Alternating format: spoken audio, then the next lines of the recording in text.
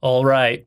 I got a new meditation technique for you. It's a very simple, very effective meditation technique. It's somewhat counterintuitive, and it builds upon a previous episode that I released about satisfaction. The title of that episode is The Root Solution to People Pleasing and Loneliness. So a lot of people liked that episode, and some people even asked after that episode, like, how do I embody that? How do I practice just being satisfied alone by myself, not needing any kind of external validation or stimulation for my source of happiness? So this meditation is really a companion to that episode. You can think of this as a part 2. I wanted to do this episode separately because this is going to be hands-on, and it's not going to be a bunch of theory here. We're going to get into actually doing it. It's going to be short. I'm going to try to keep this short and sweet. So, but just to set us up here for the practice, the point of this meditation is to take back your control of that reward mechanism that we talked about in that episode. So usually for your happiness, you're relying upon rewards from somebody else, somebody loving you, or having some sort of external material conditions go your way, whether it's sex, money, or some material possession that you want to acquire, or other people giving you praise, things like that. And so what we want to do is we want to develop a practice of just literally sitting and being without doing anything and just basking. Remember that idea of basking in the present moment and just being deeply satisfied with it. And that's it. It's literally that simple. But of course, the trick is that you have to practice it. And the trick is that your mind doesn't like just being satisfied with existing, with being, with existence. Your mind wants something more. Your mind wants to do stuff. Your mind wants to think stuff. Your mind wants to fantasize. It has ambitions. It has fears and problems that it wants to churn away on endlessly. And all of that takes your happiness away. It robs you of your natural joy. So let's do the practice right now. Are you ready? Set aside all your distractions. Set aside a good 10 minutes to do this practice with me here. I'm going to guide you through it and give you some pointers. All right? So set away all distractions and let's practice this. So the idea is that you're just going to sit there with your eyes open, and you're not going to try to manipulate or control anything in your experience. You're just going to sit there. You're not going to try to stop thoughts or trying to achieve any kind of awakened, enlightened state or any kind of mystical experience or anything like that. You're just going to sit and you're going to fully be satisfied. Allow yourself to be satisfied with this present moment. And that's it. Can you do that? Try it right now. I'm going to try doing it along with you here.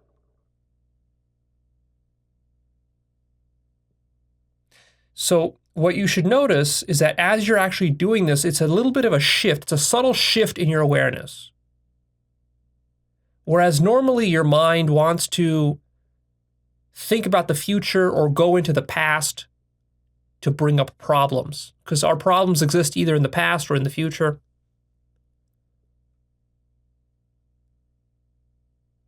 We lose touch with the beauty and the calm and the peace that is present right now. And we take what's here right now for granted. We overlook its beauty because it's not relevant to our survival plans and goals and problems. So make that subtle shift of bringing your awareness into the present right now and sort of proactively start to appreciate the present. So if there's one thing you're doing in this meditation, and I'm going to be calling this the satisfaction meditation, if there's one thing that you're really doing, the only thing you're doing is you're nudging yourself, gently nudging yourself to be satisfied with just this.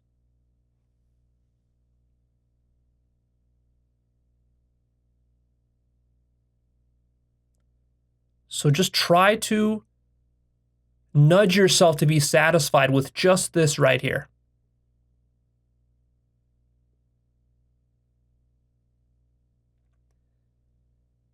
What might help you is just to notice if there's just a sort of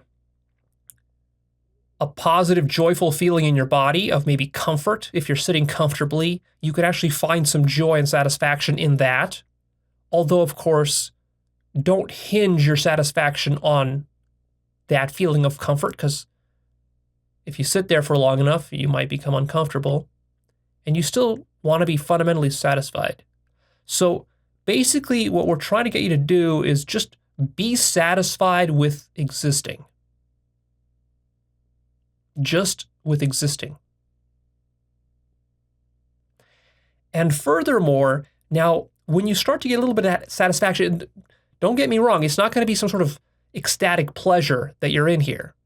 We're not seeking for ecstatic pleasure, just satisfaction. It's like, this is nice. It's just nice to just sit and to be peaceful. And to not have to be chasing anything or thinking about anything or trying to solve something with your mind or trying to reach some sort of enlightened state or attempting to be spiritual or mystical. Forget all that. Drop all that. Let that go for now. You can do that later. And during this moment, this period, for 10 or 20 minutes that you're going to be doing this meditation, you're just going to be satisfied.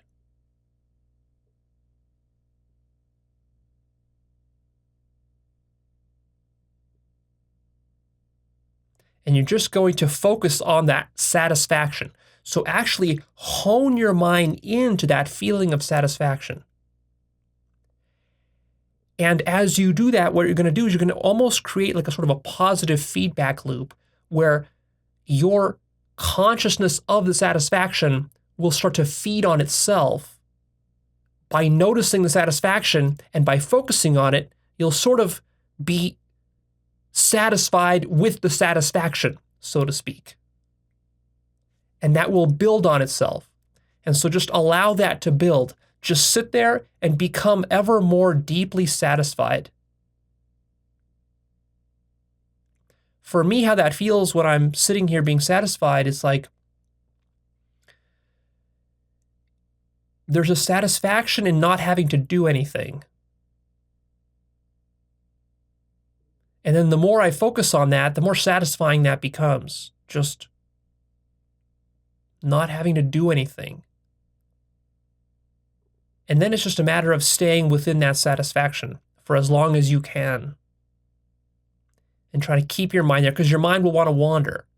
Your mind will tend to wander off into your problems or the to-do list for tomorrow that you got at work.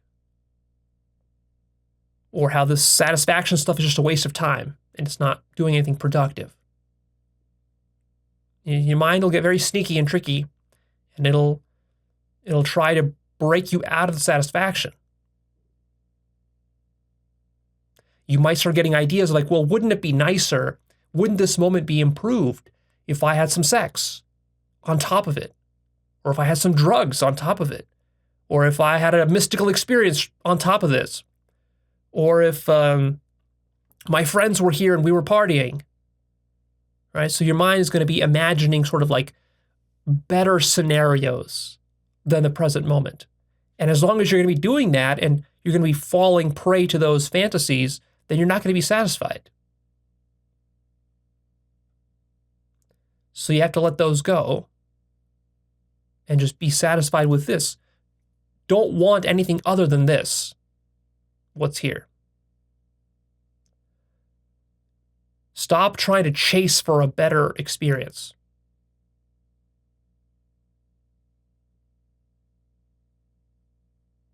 So do this right now as I'm talking. And try to refine your ability to do this. It takes some practice.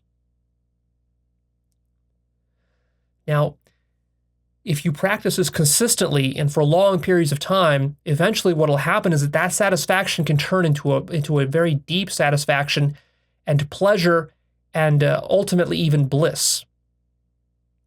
And it can turn into love too. Why love? Well, because if you're properly doing this, then what you'll start to notice is you'll just start to fall in love with existence itself. You'll just fall in love with being conscious of being conscious, of being conscious of your satisfaction, of being conscious of existence. Just the love of existing. That's ultimately what it all boils down to. That's the rock bottom of this practice. It's just a love for existence itself. See, ordinarily we ignore that as we go about surviving in the world.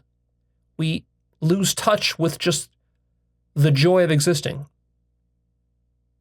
because we're trying to solve something. We're trying to chase something down. We're trying to improve how existence feels. Well, in this case, we're not trying to improve anything. We're just existing, and we're just being conscious of our existence, and we're taking satisfaction in that. And it's not a deep ecstatic pleasure. It's just a mild form of satisfaction at first. But if you do this for hours and hours and days and weeks and months and years, you can train that up and build it up into actually ecstatic levels of joy, but don't expect that and don't go chasing for it. So one of the things that I like about this satisfaction meditation, as we're going to call it from now on, is that personally for me, one of the things that I get hung up on when I try to meditate is that I have this tendency to want to chase some sort of mystical experience. And this really fucks with my meditation. Especially if you've done psychedelics, you know the kinds of amazing, crazy, high states of consciousness that are possible, but that are not accessible to you right now. And so when you're meditating or you're doing yoga or something, it's sort of like there's a tendency to want to, like, you're sitting there anticipating, like, okay, when is my enlightenment going to happen? Or when am I going to reach that mystical experience? When is something cool going to happen? And that trips you up because that's a future-oriented sort of fantasy that you're trying to reach. And usually you never reach it. So what helps me to override that tendency that interferes with my meditation is to just focus on being satisfied. So in the past, I would meditate in order to achieve something. Really, when I meditated in the past, I would be meditating towards enlightenment, towards awakening, towards a mystical experience. And while, of course, you can do it that way, it can also cause interference and become counterproductive.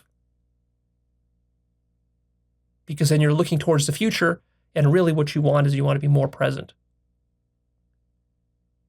And it also becomes frustrating because you can sit there and meditate for an hour, not reach your enlightenment, not reach your awakening, not have your mystical experience, and then you feel bad after that hour because it's over, and then you're like, oh, damn, nothing happened. This sucks. I'm just wasting my time.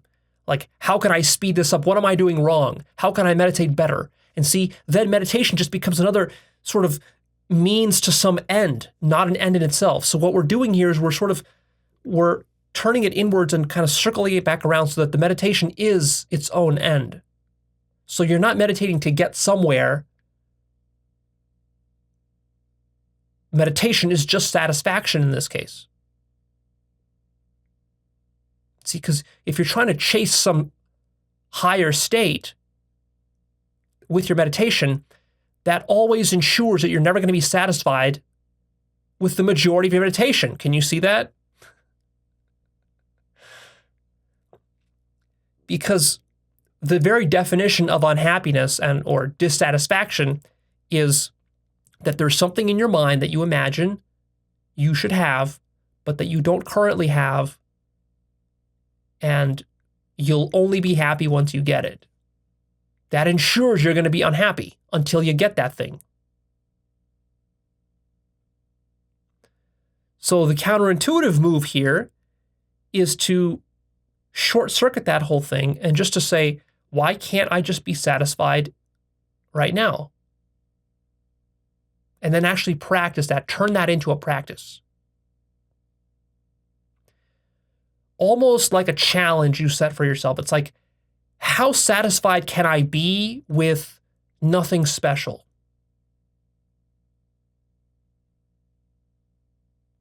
How satisfied can I be with just raw existence as it is,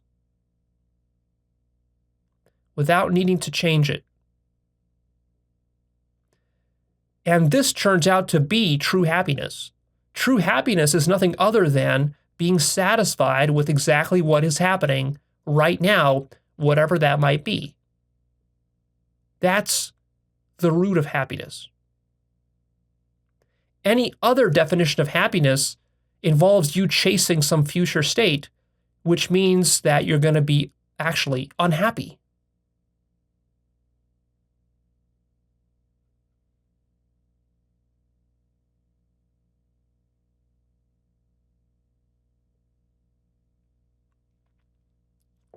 So how does this connect with people pleasing and with loneliness, as we've talked about in that previous episode? Well, with people pleasing, you're not satisfied with how things are. You need people to give you approval or love.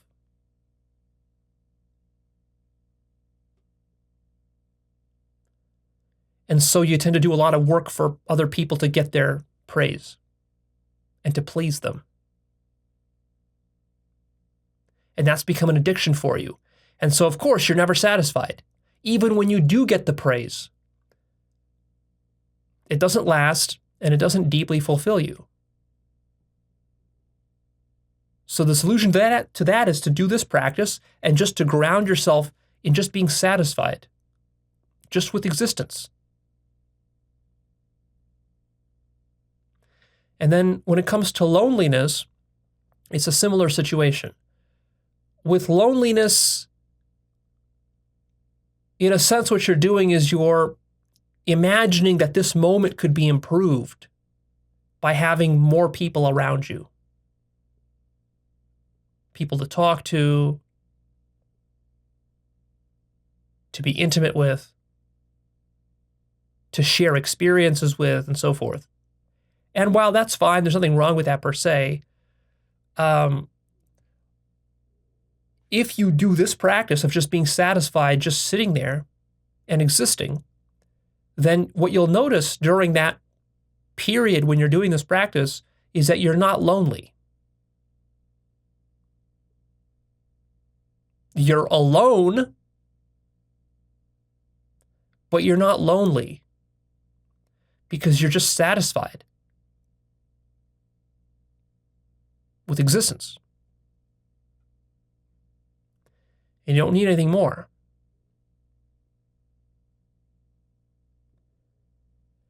And then, of course, so see, you can turn this into a formal practice where you sit down and do this for 20 minutes a day or 60 minutes a day, however long you want. You can do an entire week-long retreat just sitting and being satisfied and nothing else.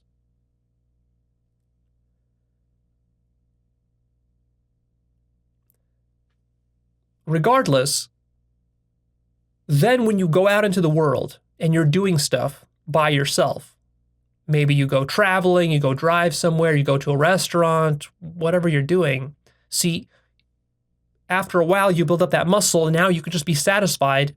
You can sort of apply that satisfaction meditation into real life situations. Even when you're standing in line at the grocery store, it's a long line.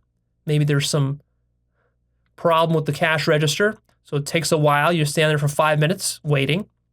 Ordinarily, you just sort of be pissed off and annoyed why this thing is not happening faster. But if you're doing this practice, you can just sort of stand there and just let that go and just kind of go into your satisfaction meditation and just be satisfied standing there in line.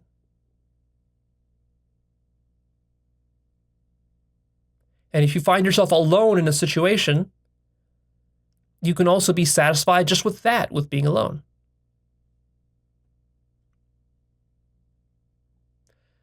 Now, be careful. I'm not suggesting that this is a license to become a recluse and never to socialize and never be to be intimate with other people.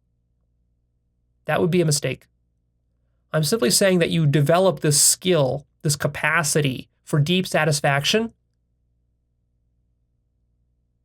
which helps you to be non-needy and detached. And then, during other parts of your day and of your life, you can go out and you can socialize, be with people, and so on.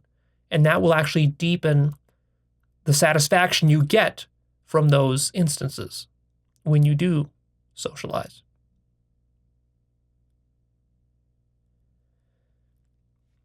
So I want to warn you here, it's very important when you're practicing the satisfaction meditation that you don't secretly try to use it to achieve a mystical state or enlightenment. It's like, yeah, I'm doing this practice, I'm trying to be satisfied, but Leo, where's my awakening? It didn't happen. If you've still got that sort of lingering attitude somewhere in the back of your mind, you're not doing it right. You got to let that go. Just be satisfied. Now, you might say, well, Leo, but if I'm just sitting here satisfied and that's all my meditation is, then will I ever reach my enlightenment and my awakening? Well, I mean, there's no guarantees, really.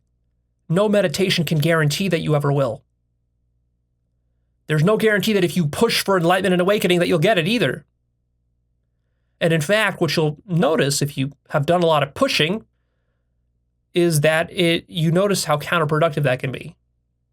So if you've done meditations where you've sat for months and for years, pushing hour after hour after hour, and it still hasn't happened for you, or it happens very infrequently for you, then obviously your method isn't working.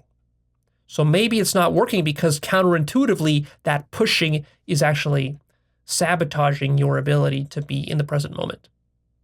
Because you're chasing some future fantasy, which is not what awakening is. So counterintuitively, when you let go of the chasing, it might seem like, oh, well, now I'm not being as productive spiritually speaking. But see, if you make spirituality about being productive, that is already a corruption of what spirituality is. Spirituality really is just the ability to be satisfied with whatever is and to be conscious of it and to cultivate your love for existence itself. That is not some future state you got to achieve. That's something you got to practice right now. That's what this meditation is helping you to do.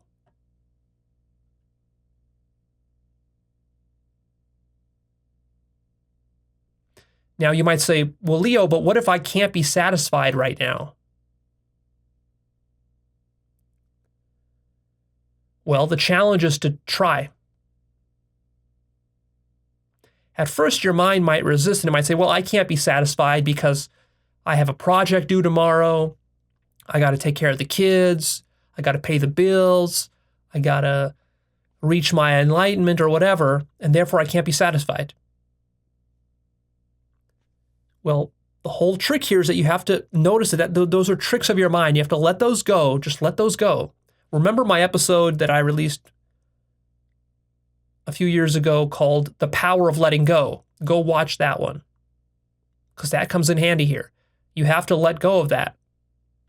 Just let go of needing things to be different and just allow yourself to be satisfied with what's here right now, and focus your attention on that satisfaction itself and enjoy that satisfaction.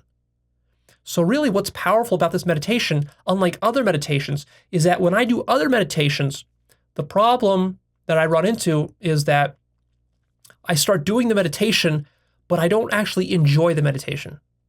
I'm doing it as a mechanical technique, which I usually don't like. I find it boring. Or I'm doing it because I told myself that I have to do it because eventually it's going to lead to my enlightenment or something, or it's going to lead to happiness in the future, but I'm not happy when I'm doing it. And so then it becomes difficult to sustain the practice because it always feels like a chore. It feels like it's something that I'm doing for the future to get some kind of result that I think I'll want, that will make me happy.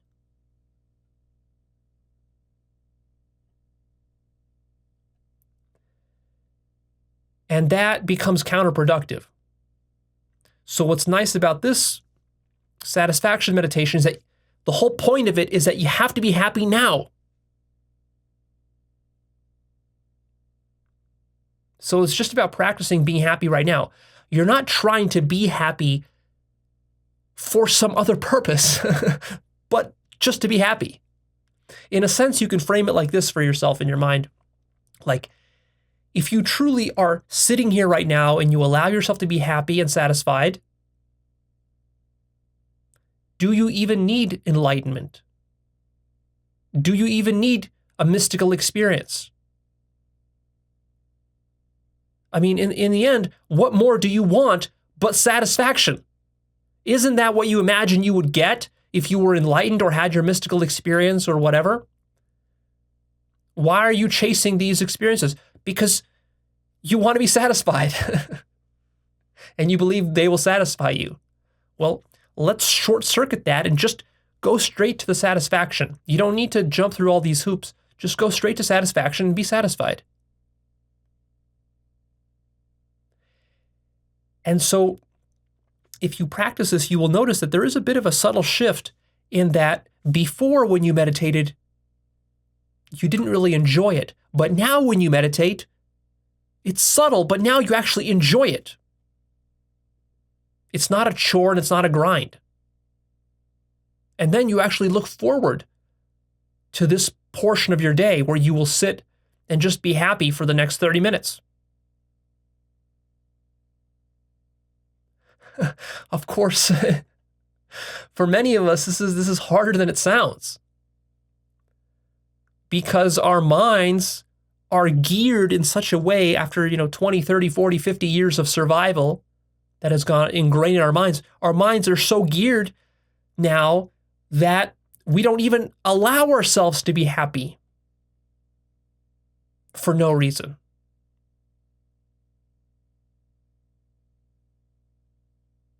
Because in a sense, that's counterproductive to survival. If we take some hotshot millionaire or CEO or Wall Street type of person and we tell him to just sit for 30 minutes and just be happy, what is going to be his most common objection to that? He's going to say something like, but that's just a waste of time. If I can be happy doing nothing, then how can I keep doing the stuff that I do on Wall Street or with my business? Or why would I be chasing millions of dollars?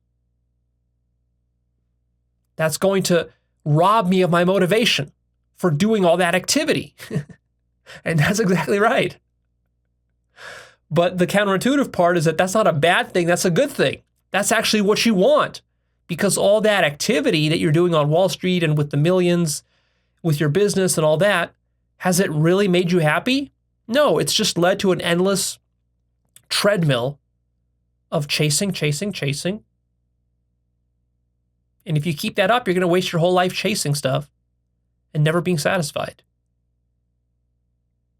So when are you going to wise up and realize that that's not going to work? Something fundamentally different needs to happen.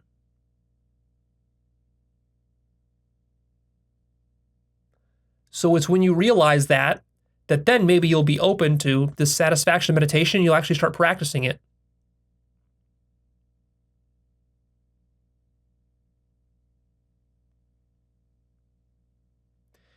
And you're only going to be doing it for 20, 30 minutes at first, maybe an hour. The rest of your day, you can go about being productive and doing stuff and chasing stuff. But during this short period of your day, you're just going to allow yourself to be satisfied. And then you'll see that as you practice this and get better at it, it will have a spillover effect into other areas of your life. It will make you happier by definition, because you're directly going to the source of happiness itself. And then if you really practice it intensely, it can turn into a deep joy, bliss, and love. You can just become so satisfied with sitting in the present moment, not needing anything, feeling like the present moment is complete, that it can start to bring tears to your eyes. It's a kind of joy that most people easily overlook, because it's not like a sharp peak in pleasure. It's not like a drug high or an orgasm. It's just like a very moderate but even-keeled, steady, rock-solid contentment.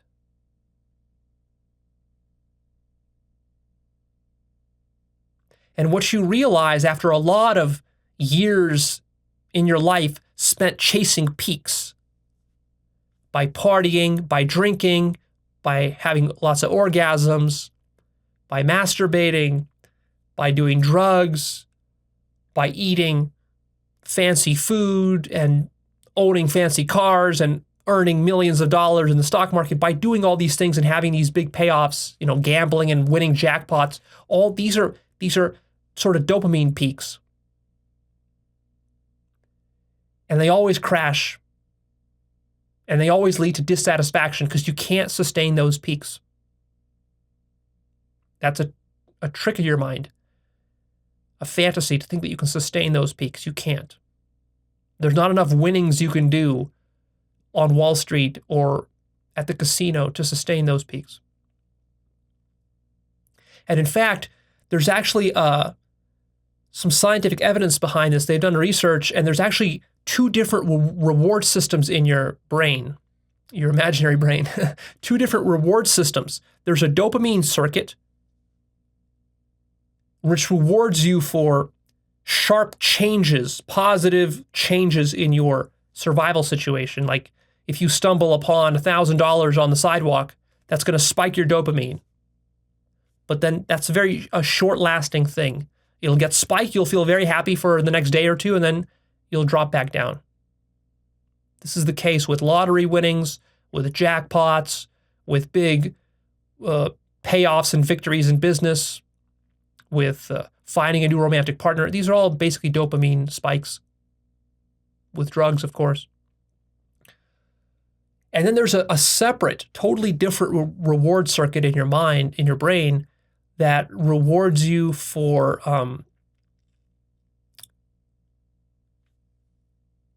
it's not a spike. It's just an even keeled sort of satisfaction that you experience.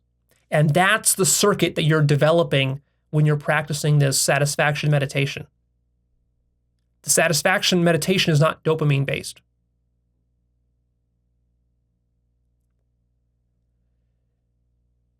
And most of us have gotten addicted to the dopamine hit, even if we're not doing drugs.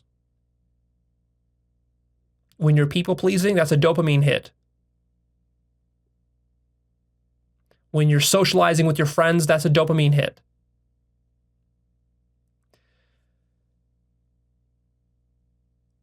But when you're just sitting there satisfied and you feel complete with the present moment, that's something else. And that can be sustained. That can last. And also that can be amplified by sort of creating a positive feedback loop where it feeds into itself. And then that can be brought up and taken beyond just mere contentment to actual states of bliss and joy and love. But that takes quite a bit of practice. So start practicing. It's very simple. In fact, it's so simple that most people will overlook it and dismiss it and just poo-poo it as like, oh, well, that's some sort of, silly hippie stuff. What I want is the real tangible results in life. And you think that that's you being smart. No, that's actually you being stupid. That's not going to work. If it worked, that's what I would be teaching you, but it doesn't work. And of course, if you're not convinced of that, then spend the next 5 or 10 years of your life trying desperately, chasing those dopamine peaks, and you'll realize it doesn't work. And also, you can read the literature on how dopamine works. When you read it, they've done animal studies, they've done studies on humans. Entire books have been written about this sort of dopamine hit stuff. There's a lot of good research on it these days. What you'll realize is that it can't possibly work because that's not how the dopamine system is geared. That's not what it's designed for. The dopamine system is designed to keep you chasing a carrot on a stick that you will never reach. You know how they hold up that carrot on a stick in front of a donkey, and then the donkey keeps chasing it forever, never reaching the carrot? That's kind of like what you're doing with dopamine. That's what the dopamine circuit is for. So no wonder most people are not satisfied in life because they don't actually practice satisfaction, and nobody taught them the difference between these different kinds of, reward circuits that exist, and the fact that you have to actually build up your ability to be satisfied with just being and existing. That's a muscle that is atrophied for most people, especially these days because, video games, movies, YouTube videos, viral content, comedy, drama, VR games, porn, all of this stuff, this all provides dopamine hits. Gambling, loot boxes, beating somebody in a first-person online shooter like Fortnite. This gives you dopamine hits. And it doesn't last. That's why you always are looking for the next game. No video game has ever satisfied you in your life. You play it for a week or two, and then you're on to the next one, and the next one, and the next one, and the next one. So when are you going to learn your lesson? When are you going to wise up? You see, you need some sort of root solution to this happiness problem. Otherwise, you're going to always be unhappy. Now, even though I say this does not mean that you will sit on your ass for the rest of your life and do nothing. I still recommend that you go out there and you work on your business, work on your finances. Don't be a slouch. Develop a strong work ethic and so forth. Develop relationships if you want them. Most probably need them to feel deeply satisfied with life. You can do all those things, but that needs to be the icing on the cake, not the cake itself. The cake itself is this practice here. And then you're going to try to carry it over into all those other domains. So that when you go to a park, you can really be at the park and enjoy the beauty of that park for those 30 minutes that you're there. You can be satisfied at the park. Because see, if you don't cultivate this satisfaction muscle at all, your situation can get so bad that even when you're in beautiful and extraordinary situations, you will take them for granted and still be unsatisfied. Have you ever experienced that? I'm sure you have. I've experienced it. Sometimes the situation is perfect. Like maybe you're with your romantic partner and you two are sitting on a mountaintop and there's a beautiful sunset, and you've spent the whole day hiking up to the mountaintop. You're going to plan to be there for the sunset, and here it is. The sunset is happening. It's only going to last for the next 10 minutes. Sunsets don't last very long. And you're sitting there with him or her, and it's like the perfect moment. The weather is perfect. The sun is perfect. The timing is perfect. The person is perfect. But you're still not happy. Think of a time when that happened to you. Everything is perfect, but you're still not happy. And when you're in that situation, it's like a double dose of unhappiness. Because you're unhappy, but you know the situation is perfect and that you should be happy. And so now you're unhappy that you're unhappy. And so you're double unhappy. Because then you start to sort of wonder and almost go into this mode of fear where it's like, well, if I can't be happy when all the stars are aligned for me, what chance do I have to be happy at all, ever? Because this is as good as it gets as far as the stars aligning. Because they're not going to stay aligned forever. And then you're just going to become even less happy. See? So that's when it gets real bad. And that's actually when a lot of people will kill themselves or get really depressed, is when everything is going perfectly and they're still not able to be satisfied. And then they're kind of puzzled as to like, well, why is this? And then they think like, well, it's going to be this way forever. I'm going to be depressed forever now because nothing will make me happy. Well, that's because nothing can make you happy other than your own self. The only thing that can make you happy is training up your satisfaction muscle to the point where you're just satisfied with existence. You've fallen into the trap of trying to arrange existence in such a way that it pleases you. That's the key trap. Stop trying to do that so much. You can do a little bit of that. Like if you're homeless on the street, obviously you got to take care of some of your affairs so that you can have shelter. And then that's fine. Nothing wrong with that. But that quickly leads to diminishing returns. And then spirituality is really just about developing that satisfaction muscle with the present moment and then carrying that over into every moment of your life as much as you can. You're going to fail at it a lot. It's going to take a lot of practice. But as you practice this over years and decades, you'll become more content with life. You'll become more at peace. And then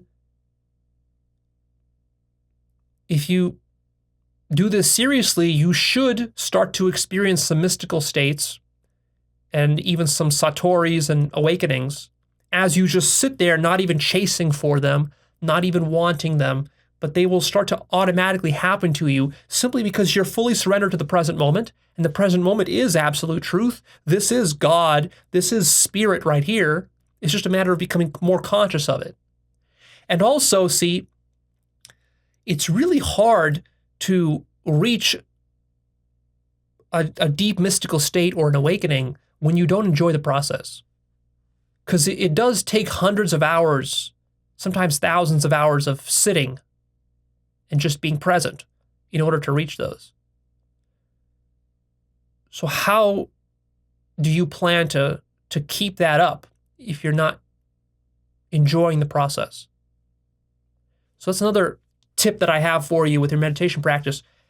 Regardless of what meditation practice you're doing or how you frame it in your mind, whether it's the do nothing technique or the counting your breaths or whatever you're doing, try to enjoy it. Enjoy the process. That's crucial. Don't lose sight of that. If you're starting to regret it and grind through it and hate it, then that's a signal that you're doing it wrong. Adjust your method, reframe how you're thinking about this meditation practice in such a way that you can enjoy it. And then try to bask in that enjoyment for as much as you can. Because in the end, if your spiritual practice isn't aligned with joy and satisfaction of existence, then there's something deeply askew there. Can you see that? Spirituality is not supposed to be this grind. And in general, I would broaden that lesson out beyond merely meditation practice to the entire process of self-actualization and personal development. And really even work as well. Like in the past, when I did work, my paradigm was just work, grind through the work, suck it up,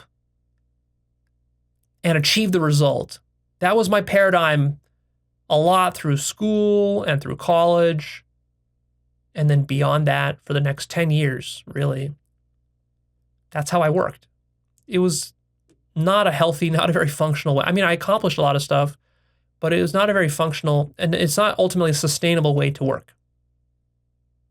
What you want to do with your work, with your business, and with other areas of your life, with your personal development too, is you want to enjoy the process. Make the changes that you need to make to your work, to your business, to your relationships, to your family life, and to your personal development, to the way that you read books, for example, to the way that you listen to videos, such that you enjoy it. See, there's two different ways that you can go about watching my videos, at least two. One is you can get in your mind like, oh, I've stumbled upon this gold mine of information from Leo. It's like hundreds of hours of content. Now I got to sit through all of it because it's all important wisdom and stuff. And it's important to my life. And I'm just going to grind through it, even though these videos are long and complicated. I got to take notes on it. And so you can turn it into this grind. And you can turn personal development into this grind where it's always about like, I'm not good enough. I got to become better. I got to become more spiritual. I got to have a higher self-esteem. I got to have less fear. I got to be more loving. I got to be more self-accepting, and I got to be nicer to people. And so it's like, I got to do all these things. But then you don't feel good about yourself because you feel like you're so below all these targets and ideals that you got to be hitting. And you might be below it for years. And you might try to grind through my videos in this fashion. Or what you can do is you can actually slow down. And see, the problem is that when you're grinding through something, you tend to want to speed through it because it's a grind and you don't enjoy it. So you want to get it over faster, right? Like you want to get done with work so you can go off and relax and enjoy yourself. So there's that paradigm. And then there's the other paradigm, which is actually, how can I change my work so I can do it in such a way where I actually enjoy it, and then I don't need to be looking at the clock and waiting to punch out and to go do something I enjoy? How can I enjoy what I'm already doing? That might mean you have to really change your whole attitude towards work or towards your family life or towards personal development or towards watching my videos. Watch my videos in a way where you can actually enjoy it. Because in the long run, you're going to watch a lot more of my videos if you actually enjoy them. Maybe that means going at a slower pace. Rather than burning through one video a day, maybe you do one a week. But you actually enjoy it. You take time to pause, to contemplate, to think. When you do that, when you slow down and you really get in the rhythm with a thing, you go into flow. And when you go into flow, you lose all sense of yourself and it becomes effortless. Whatever you're doing becomes effortless when you're in flow. You don't put a lot of expectations on it. You don't put a lot of demands upon results and so forth. You just go into flow. But if you're very results oriented and you put demands on everything, schedules and rules and even like with reading a book, there's a way to read a book where it's enjoyable, and there's a way to read a book where it's a grind. I don't think I've ever shared this story, but like about 10 years ago when I first got into personal development, I very much had this achievement-oriented mindset where it's like, how can I develop myself as quickly as possible? To hell with how it feels. Let me just, achieve as much as I can in this field. And then one of the ways I thought I would do that is by learning to speed read. So I got a speed reading book, and I started going through the speed reading exercises. And I thought to myself, my plan was like, oh, what if I can master speed reading and I can improve my rate of reading by like tenfold? I can read 10 times as many books as I would normally read, and think about over the next 10 years, if I could read 10 times more books, how many books, hundreds, thousands of books I would read. And I convinced myself that this was a good idea. And so I grinded through about a month of this speed reading practice. It was like every day I had to practice speed reading for like 30 or 40 minutes or something, doing these exercises. They were tedious exercises that I really didn't enjoy doing, and I was grinding it for weeks. And then eventually it hit me. The grind became so bad that it hit me like, oh, why am I doing this? This is so stupid. I would much rather just read slow and normal and enjoy what I'm reading rather than speed reading through stuff and then worrying about whether I remembered it correctly or understood it correctly because I'm going too fast, trying to achieve something, trying to get to the end of the book, counting how many words per minute I'm reading at, how many pages. Like this is all actually keeping me from going into flow. And so to this day, I read pretty slowly.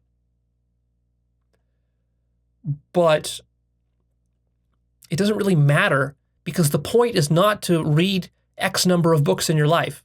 The point is to enjoy life. If you have to read half as many books but enjoy it twice as much, that's a win.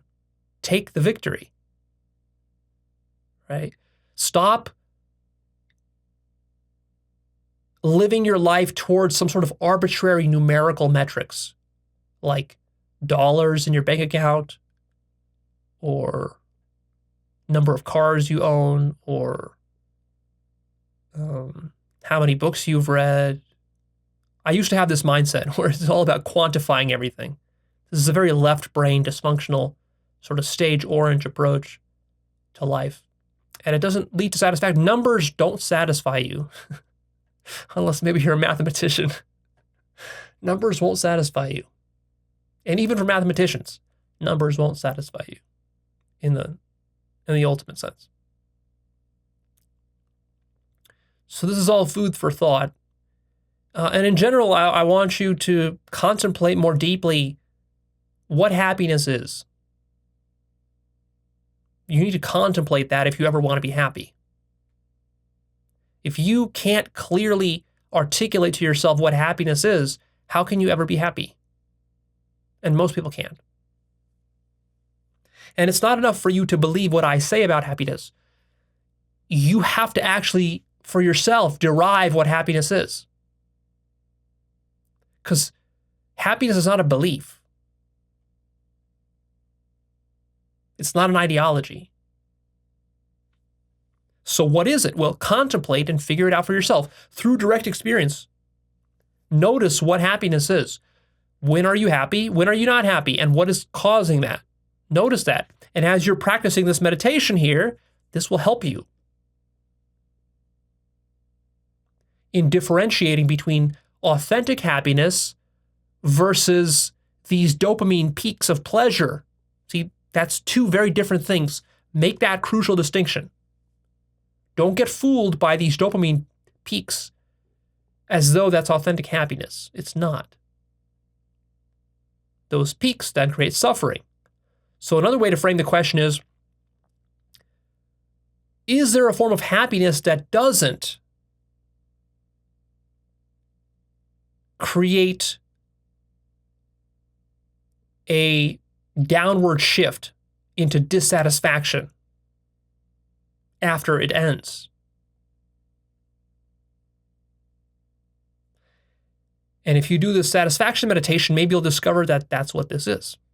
That's what this is pointing you towards. All right, that's it. So go practice that and post below in the comments how you feel.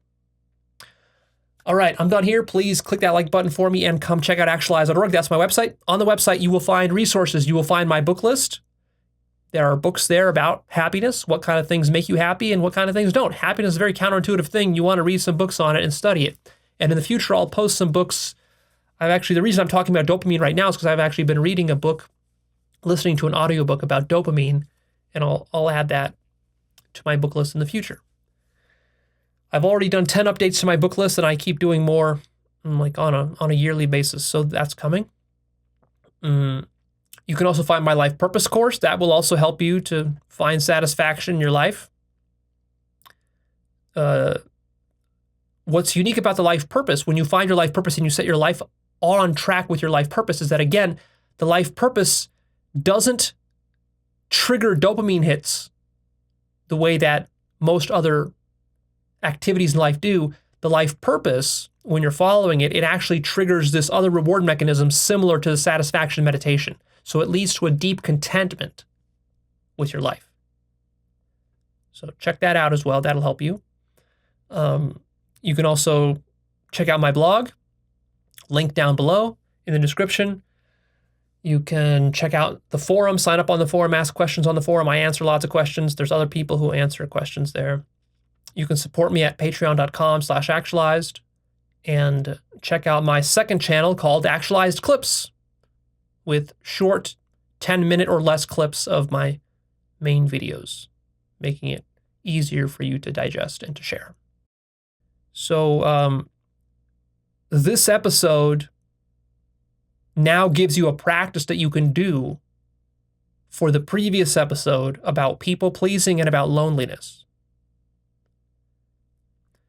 So the connection I want you to make here is that a lot of times I will talk about some abstract, high-level idea or topic, like I did in the people pleasing and loneliness episode. And I give you a few practices there, but not a very tangible practice. And then in this episode, I gave you a very tangible practice.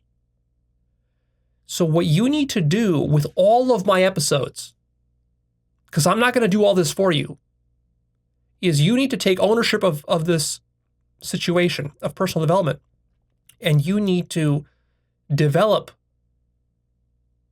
practical techniques for implementing all of the high-level, big-picture, abstract ideas that I talk about.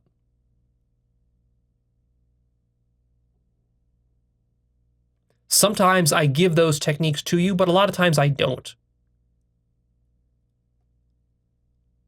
Don't just sit there and expect me to spoon-feed you all the techniques. I expect you to take ownership of that problem, because you're going to have to. Because Leo is not going to be there for you, guiding you every place in your life with personal development. You have to develop the capacity to stand on your own two legs when it comes to personal development, which means you should be able to read a book or an online article or listen to a video, whether it's from me or from somebody else, or listen to some guru talking about some insight. And it can be just a short, abstract insight.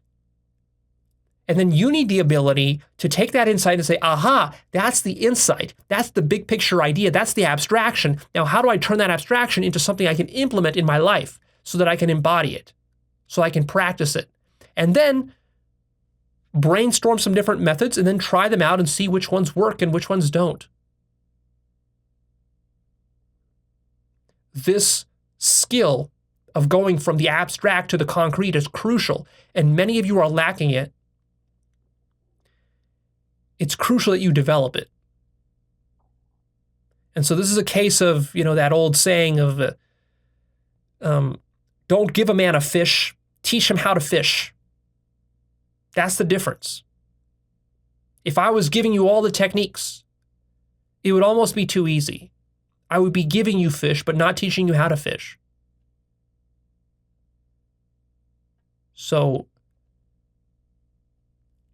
if you really want to get the most out of my work and videos, then it's not enough for you just to sit there and listen passively as you cook your food or do your laundry or whatever, or drive in your car. That's good. You can start there.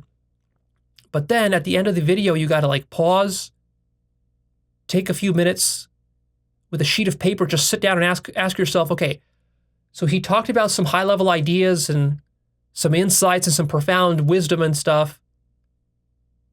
He gave me a model. He gave me a theory. It's just some philosophy. It's some metaphysical stuff. It's some epistemic stuff. But then how do I make it practical in my life? How do I implement this? And then brainstorm some different ways. And then start doing those. And then that's where the results come from. The results don't come from just listening to me idly. So beware of that trap. And stay tuned for more.